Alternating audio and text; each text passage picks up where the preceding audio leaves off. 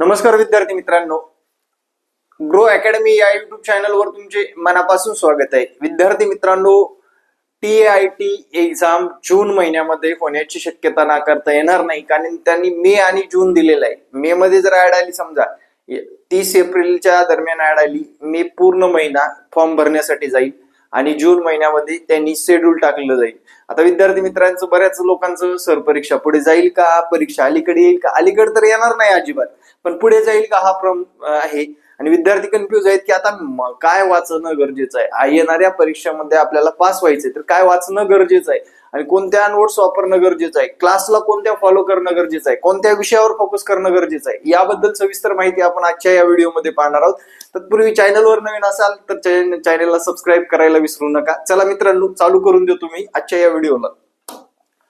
शिक्षक भरतीची परीक्षा अगोदर असते, त्यानंतर शिक्षक पदसंख्या किती भरली जाते याबाबत जे काही नोटिफिकेशन मिळत असतं मित्रांनो, परीक्षा घेणार आहे IBPS आणि IBPS चा पॅटर्न तुम्हाला माहित असणं गरजेचं आहे। त्यासाठी पुस्तके कोणते वापरणं गरजेचं आहे हे आपण आजच्या या व्हिडिओमध्ये पाहणं गरजेचं आहे। विद्यार्थी मित्रांनो, आपण सर्व लोक TAIT 3 एक्झाम देतोय, बरोबर? आता TAIT 3 एक्झाम जर देत असेल तर लक्षात घ्या, या एक्झाम मध्ये तुमचा सिलेबस काय आहे। शॉर्ट फॉर्म मध्ये मी सांगेन, बौद्धिक चाचणी किंवा बुद्धिमापन, बुद्धिमत्ता म्हणा, बौद्धिक चाचणी म्हणा, बुद्धिमापन म्हणा, याच्यासाठी तुम्हाला 40% देण्यात आलेले आहेत, बरोबर? एकूण मार्काच्या 40% तुमचं बुद्धिमत्ता येणार आहे, म्हणजेच 80 मार्क तुमची बुद्धिमत्ता या घटकावर अवलंबून असणार आहेत। तसेच मित्रांनो, अंकगणित त्यांनी सेपरेटली अभियोग्यतेमध्ये अंकगणित विचारलं जाणार आहे असं म्हटलेलं आहे। आता हे जर बघितले, एकमेकाचे माऊस भाऊ असल्यासारखंच आहे। यासाठी 30 गुण म्हणजे जवळपास बघा, लक्षात घ्या, 110, 120, 130 गुणापर्यंत आपल्याला या दोन विषयावर प्रश्न विचारले जाणार आहेत। आता या बाबतीत कोणतं पुस्तक वापरावं, प्रत्येक विद्यार्थ्यांचा प्रश्न आहे। आता विद्यार्थी मित्रांनो, बुद्धिमत्ता घटकाचा जर विचार केला, मी मागच्या 7 वर्षापासून हा घटक शिकवत असतो। बुद्धिमापन व अंकगणित या घटकावर आपण वारंवार, विद्यार्थी मित्रांनो, या घटकावर आपण वेळोवेळी व्हिडिओ पण टाकतो। आपल्या ग्रो अकॅडमी युट्यूब चॅनलवर तुम्हाला दिसून येतील, लाईव्ह सेशन आहेत आपले, ते पण तुम्ही अटेंड करू शकता। आता लक्षात घ्या, याच्यामध्ये पुस्तक कोणतं वापरायचं। आता पुस्तक जर म्हटलं तर बाजारामध्ये खूप पुस्तक आहेत। आपण काय करतो, आम्हाला शिक्षक अभियोग्यता व बुद्धिमत्ता चाचणीचं पुस्तक द्या आणि त्याचं गाईड घेऊन येतो, ते टाळा मित्रांनो। काय होईल, ते गाईड घेऊन तेच पुस्तक दिवस रात्र करत राहिलं तर तुम्ही पास होणार का? नाहीये। त्याच्यामध्ये फक्त काही थोडे चाचणीप्रमाणे थोडे फार, म्हणजे एखाद्या घटकाचे 20 प्रश्न, एखाद्या घटकाचे 10 प्रश्न, एखाद्या घटकाचे 25 प्रश्न असे दिले जातात। आता विद्यार्थी मित्रांनो, बुद्धिमत्ता घटकामध्ये एक साधारण 25 टॉपिक आहेत आणि अंकगणितामध्ये एक साधारण 20 टॉपिक आहेत। जर विचारात घेतलं, हे 45 टॉपिक तुम्हाला करणं गरजेचं आहे। आता याच्यामध्ये बुद्धिमत्ता घटकामध्ये बैठक व्यवस्था आहे, वेणाकृती आहे, तर्क अनुमान आहे, पझल्स टाइप गणित आहेत, लयबद्धता आहे, घड्याळ आहे, त्यानंतर काल निर्णय आहे, त्यानंतर विचारात घेतलं तर नाते संबंध आहे, म्हणजे असे टॉपिक ठरलेले आहेत। मग त्यासाठी तुम्हाला पुस्तक, तुम्हाला काय करायचे, बुद्धिमत्ता घटकाचे 10 उदाहरणं प्रत्येक टॉपिकच्या अगोदर क्रॅक करणं गरजेचं आहे आणि त्या उदाहरणाचं एकदा स्ट्रक्चर कळालं। आता बैठक व्यवस्था जर वर्तुळाकार असेल तर आपल्याला वर्तुळ काढून बैठक व्यवस्था कशी ठेवायची, लाईनिंग बैठक व्यवस्था असेल तर लाईन काढून डाव्या बाजूने उजव्या बाजूने असेल तर ते कसं ठेवायचं, एवढं जर समजून आलं तर त्या घटकावर आपलं बेसिक नॉलेज क्लिअर असेल तर आपल्याला त्या घटकातून काय मिळतं मित्रांनो, रिझल्ट मिळतो। त्या घटकाबाबतचा कसलाही प्रश्न आला तर आपल्याकडून सुटला जातो। त्यानंतर दुसरा मुद्दा असा आहे, पुस्तक कोणतं वापरायचं। पुस्तक जर म्हटलं तर मी एक सजेस्ट करतो मित्रांनो, तुमचं आता जर बघितलं, नवीन अभ्यास करणाऱ्या विद्यार्थ्यांसाठी पंढरीनाथ राणे सरांचं पुस्तक वापरा आणि त्यांचं प्रकाशन जर बघितलं तर चैताली प्रकाशन। तर पुस्तकामध्ये तुम्हाला हे पुस्तक तुमच्याकडे असणं आवश्यक आहे, कारण त्याच्यातून तुम्हाला सराव होतो। आता विद्यार्थी मित्रांनो, तुमचं बी चांगलं पाहिजे, बी म्हणजे बेसिक प्लस ऍडव्हान्स, आणि त्यानंतर IBPS काय विचारते याचं वारंवार विश्लेषण असणं तुमच्याकडे गरजेचं आहे। विद्यार्थी मित्र, आपण हे विद्यार्थ्याकडून करून घेतोय। मागच्या 4 महिन्यापासून करतोय, इथून पुढे सुद्धा त्यांच्याकडून फास्टरित्या करून घेणार आहे. म्हणजे आपले क्लास ऑनलाईन चालू आहेत. या क्लासमध्ये काय भेटतं बघा, सर्व विषयाचे आहेत. माझा संपर्क क्रमांक देतो सर्वात प्रथम. हा आपला संपर्क क्रमांक आहे. ज्या विद्यार्थ्यांना क्लास लावायचे, ऍडव्हान्स मध्ये विद्यार्थी मित्रांनो, बुद्धिमत्ता आणि गणितामध्ये चांगले गुण मिळवायचे, या दृष्टीनेच या बॅचचं नियोजन केलेलं आहे. तुम्हाला लाईव्ह क्लास मिळतात. आता बरेच लोक वर्किंग असतात, त्यांना रेकॉर्ड सुद्धा देतोय आपण. त्यासोबत विद्यार्थी मित्रांनो, फ्री मध्ये तुम्हाला नोट्स सुद्धा सर्व विषयाच्या दिल्या जातात. आणि हा संपर्क क्रमांक व्हॉट्सअप आहे, तुम्ही बॅच जॉईन करू शकता मित्रांनो. तुमचं उज्ज्वल भविष्य शिक्षक होण्याचं साध्य करू शकता. आणि आपलं आत्ताच म्हणजे जसं काय आता क्लास चालू झालाय असं नाही, हंगामी क्लास झालाय असं नाही. 2017ला आपण मार्गदर्शन केले, 2022ला मार्गदर्शन केले, म्हणजे ऑनलाईन क्लासच्या माध्यमातून 2022ला, 2017ला आपली ऑफलाईन बॅच होती. आणि या 2025चा जर विचार केला मित्रांनो, 2025च्या या बॅच मध्ये आपल्याला साधारणपणे म्हणतोय 1-2 हजार विद्यार्थी शिक्षक बनवायचे. किती? 2,000 शिक्षक. कारण या भरतीमध्ये मागच्या भरतीतले सुद्धा लोक आहेत आणि प्लस या नवीन फ्रेश सुद्धा लोक आहेत. काही लोक 8 महिन्यापासून तयारी करतात, काही लोक आत्ता येतात, काही लोक आत्ता आले तरी त्याचा परिणाम जास्त होणार नाही, फक्त तुम्हाला जास्त वेळ अभ्यास करावा लागेल. हे झालं मित्रांनो बुद्धिमत्ता या घटकाचं. त्यानंतर विद्यार्थी मित्रांनो, अभियोग्यतेचा विचार करू आपण. याच्यावर तुम्ही पंढरीनाथ राणे सरांचं, त्याच्यानंतर सचिन ढवळे सरांचं, अग्रवाल सरांचं कुठलंही पुस्तक वापरू शकता मित्रांनो. या तिन्हीपैकी एक वापरा, तुम्हाला जे योग्य वाटेल. कारण गणित बुद्धिमत्ताचं आपले कंटेंट जोपर्यंत व्यवस्थित होत नाही तोपर्यंत आपल्याला ते मार्क येणार नाहीत. त्या टॉपिकचा आशय कळाल्यानंतर कसलंही रिझनिंग येऊ द्या, त्याच्यावर आपल्याला कसंही सोडवता येतं, उत्तर काढता येतं, बाय ट्रिक्स काढता येतं, बाय ऑप्शन काढता येतं, आकृती काढून काढता येतं, आकृती वरून आपल्याला उत्तर काढता येत असतात. त्यानंतरचा दुसरा मुद्दा आहे विद्यार्थी मित्रांनो, अभियोग्यता. अभियोग्यतामधलं गणित घेतलंय तिकडे म्हटल्यानंतर आपले मार्क किती रे? फक्त हे 60 मार्क पकडू.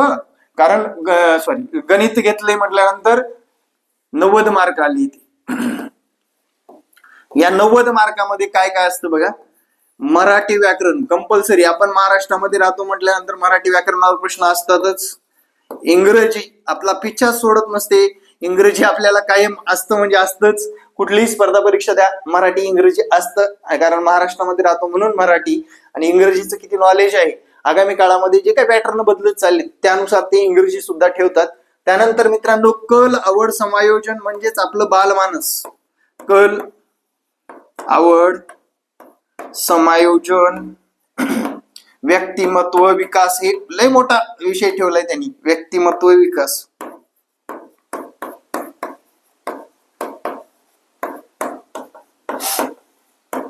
आता या परीक्षेच्या मध्ये मराठी व्याकरण आणि इंग्रजी व्याकरण 80% म्हणजे या 30 मार्कापैकी 80% म्हणजे जवळपास 20 मार्काचं मित्रांनो, 20 मार्क हे तुमचे जास्त करून शब्दसंग्रहावर भर दिलेला आहे. दोन्ही परीक्षेला मागच्या शब्दसंग्रह, म्हणी, वाक्यप्रचार, अलंकारिक शब्द, वेगवेगळे शब्द. आता यासाठी कोणतं पुस्तक वापरावं? तुम्हाला मोरा वाळंबे सरांचं पुस्तक वापरायचं. कुणाचं? मोरा वाळंबे सरांचं पुस्तक वापरायचे. आता काही लोक म्हणतील बाळासाहेब शिंदे सरांचं आहे, काहीच अडचण नाही. आता याच्यामध्ये तुम्हाला शब्दसंग्रहावर जास्त भर द्यायचे. शब्दसंग्रहावर म्हणी, वाक्यप्रचार, अलंकारिक शब्द, अनेक शब्दासाठी एक शब्द, शब्द पूर्ण करणे, याबाबत तुम्ही जर बघितलं मागचे पेपर जर काढून बघितले असतील तर तुम्हाला असे प्रश्न दिसून येतात. आणि तसेच इंग्रजीमध्ये synonyms, antonyms, error, sentence, spelling mistake यावर प्रश्न तुम्हाला दिसून येतात. म्हणजे साधारणपणे आपल्याला शब्दसंग्रह चांगला करणं गरजेचं आहे. आणि या घटकातून जास्त अपेक्षा नाही, आपल्याला 20 मार्काची अपेक्षा ठेवायची आहे. किती? 20. आता आपला जो काही डीएड बीएड ला झालेला सिलेबस आहे, म्हणजे आपण डीएड बीएड घरून केलात किंवा रेग्युलर केलात, गॅप असेल काही असू द्या, याच्यामध्ये आता हे 30 गुण आपले खूप महत्वाचे आहेत. आपण काय केले, गव्हर्नमेंट पुस्तक शिक्षण शास्त्रामधून, म्हणजे 11वी 12वी असू द्या, ग्रॅज्युएशनचे मानसशास्त्राचे पुस्तक असू द्या, त्याच्यानंतर विद्यार्थी मित्रांनो फडके प्रकाशन असू द्या, निराली प्रकाशन असू द्या, याच्यातून जे बालमानसशास्त्र डीएड बीएड ला प्लस आता जे काही विद्यार्थी शिकतायत किंवा विद्यार्थी एमसीक्यूचा विचार करून याच्यावर काय केलेत आपण नोट्स तयार केलेले आहेत मित्रांनो आपल्या क्लासच्या माध्यमातून. आणि त्या चालता बोलता कधीही वाचू शकता. विविध शोध असतील, शास्त्रज्ञ असतील यावर. आणि तुम्हाला जर याच्याबद्दलचं पुस्तक वाचायचंच असेल तर तुम्ही फडके प्रकाशन यूज करा. तुम्हाला याच्यामधून सुद्धा 25 मार्कापर्यंत पोहोचण्याची संधी आहे आणि सोपा विषय आहे. यामध्ये सुद्धा चांगले गुण येणं अपेक्षित आहे. ठीक आहे. आता राहिला जीएस जीके, सामान्य ज्ञान, ईव्हीएस म्हणा काही म्हणा. सामान्य ज्ञान या घटकासाठी काय वाचायला पाहिजे? आता मी म्हणेल पाठ्यपुस्तक वाचा, 10वी पर्यंतची सगळे पुस्तकं वाचा. पॉसिबल आहे का? नाही. याला काय केलं आपण, 12,000 मागच्या पेपरचा संदर्भ धरून 12,000 MCQs टाईप विद्यार्थ्याकडून फास्ट मध्ये वाचलं जावं यासाठी विविध राज्याच्या राजधान्या विचारलेल्या दिसतात, विविध देशाच्या राजधान्या, विविध देशाचं चलन, त्यानंतर साहित्य, पुरस्कार, करंट अफेअर म्हणजे आता चालू घडामोडी असणार, या सर्व गोष्टीवर त्यांनी विचार केलेला आहे. आता तुम्हाला न्यूजपेपरवर थोडंसं भर द्यायचंय, चालू घडामोडीच्या बाबतीत तुम्हाला अलर्ट राहायचे इथून पुढे. कारण परीक्षा जर बघा मे मध्ये ठरली तर ते मेच्या महिन्यामध्ये ते पेपरचं नियोजन करतात, म्हणजे मागच्या 1-2 महिन्याचं चालू घडामोडी टाकण्याचा त्यांचा प्रामाणिक प्रयत्न असतो. त्यामुळे त्या घटकावर तुम्हाला जास्त महत्व देणं गरजेचं आहे. खेळ असेल, खेळामधले विविध पुरस्कार असतील, कोण मॅच जिंकलं हे सुद्धा याच्यावर विचारू शकतात. त्यानंतर विद्यार्थी मित्रांनो, जीएस जीके मध्ये तुमचा मोठा पसारा असल्यामुळे आपण काय केलं, याचं नोट्स तयार केलेले आहेत. या नोट्स तर वाचा. आता याच्यासाठी वेगळं पुस्तक वाचावं लागेल का सर? तर पुस्तक जर विचारात घेतलं तर खूप मोठे पुस्तक आहेत, खूप तो अभ्यास करणं पॉसिबल नाही. या विषयातून तुम्हाला सुद्धा 20 मार्काची अपेक्षा व्यक्त करायची आहे. पण एक गोष्ट लक्षात ठेवा, मी काय बोललो, बुद्धिमत्ता आणि गणितामध्ये तुम्हाला चांगले मार्क म्हणजे 90-100 मार्क आलेच पाहिजे. बरोबर, 90 किंवा 100 मार्क. 90 आले काय टोटल होते बघा, 20 आणि 20 40 हे झालं बघा 60, 155. 90 मार्कापर्यंत आपण पोहोचलो, एवढ्या मार्कापर्यंत जातो आपण.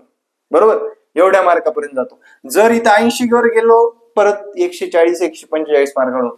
म्हणजे या घटकामध्ये ज्या विद्यार्थ्याला मार्क पडतील, रिझनिंग मॅथ मध्ये ज्या विद्यार्थ्यांना चांगले गुण येतील, आणि आपला हाच फंड आहे मित्रांनो, शेवटच्या टप्प्यामध्ये म्हणजे 15 दिवस अगोदर येणारा सुद्धा विद्यार्थी 110 पैकी त्यांनी साधारण 90, 80, 75 मार्कापर्यंत पोहोचलेला आहे. ठीक आहे. आता जर अजून तुमच्याकडे वेळ आहे, खचून जाऊ नका.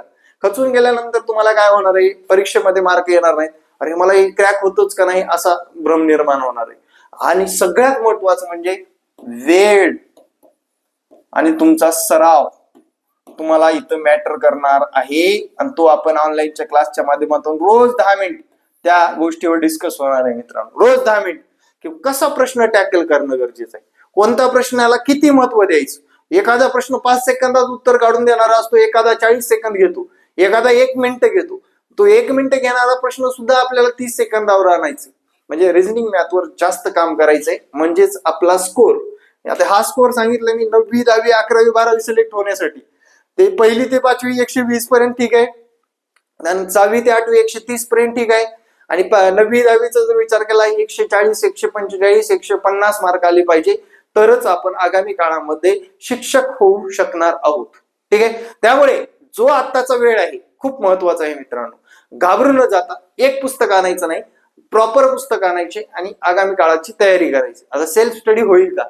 सेल्फ स्टडी नक्कीच होईल, पण तेवढा वेळ देऊन तुम्हाला त्या गोष्टी कुठं अडी अडचणी असतील तर ते सांगायला कोणी नसतं. त्यामुळे विद्यार्थी मित्रांनो, सेल्फ स्टडी होईची. लाडक्या बहिणीचे आत्ताच 8 मार्च रोजी पैसे आलेले आहेत, त्यातले काही पैसे ऑनलाईन क्लासला तुम्ही इन्व्हेस्ट करू शकता.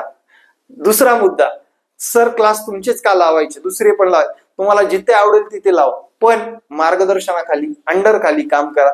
तुमचा मार्किंगचा स्कोअर तुमचा डबल होणार आहे, लक्षात घ्या. आणि विद्यार्थी मित्रांनो, अजून एक व्हिडिओ टाकतो मी तुम्हाला.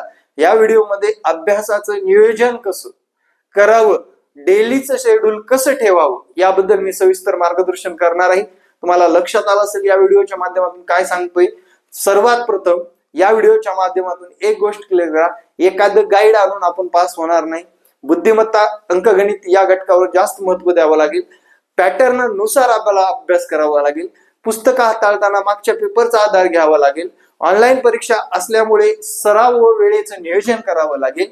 आणि मार्काची आपल्याला किती कुवत आहे याचं वेळोवेळी उजळणी करावं लागेल. त्यामुळे विद्यार्थी मित्रांनो आपल्याला या परीक्षेमध्ये मार्क मिळवता येणार आहेत. आणि राहिला विषय तुमचं वय झालंय, अभ्यासातील गॅप आहे, मी एकच सांगतो, सोशल सायन्स वाला जो पहिला आलाय ना मागच्या टेट मध्ये, त्याला गणिताचा कसलाही अंश नसताना व्यवस्थित अभ्यास करून चांगले गुण घेतलेले आहेत सोशल सायन्स वाल्या माणसांनी सुद्धा. म्हणजे लक्षात घ्या, आपण मॅथ सायन्स वाले आहात, काही लोक सोशल सायन्स वाले आहेत, त्या दोन्ही लोकांनी असा विचार करायचा नाही. आपल्याला चांगले गुण येण्यासाठी आपली आजची मेहनत कारणीभूत ठरणार आहे मित्रांनो. Thank you very much. व्हिडिओ कसा वाटला नक्कीच कमेंटमध्ये सांगायला विसरू नका. आणि व्हिडिओच्या कमेंटमध्ये तुमच्या काही अडचणी असतील तर नक्कीच मांडा. आणि तुमचा जिल्हा सांगा, आपण कुठून आता सध्या व्हिडिओ बघताय. तर आपण भेटू नेक्स्ट व्हिडिओमध्ये, डे टू डे नियोजन कसे करावे. धन्यवाद. जय हिंद, जय महाराष्ट्र. भेटू नेक्स्ट व्हिडिओमध्ये. धन्यवाद.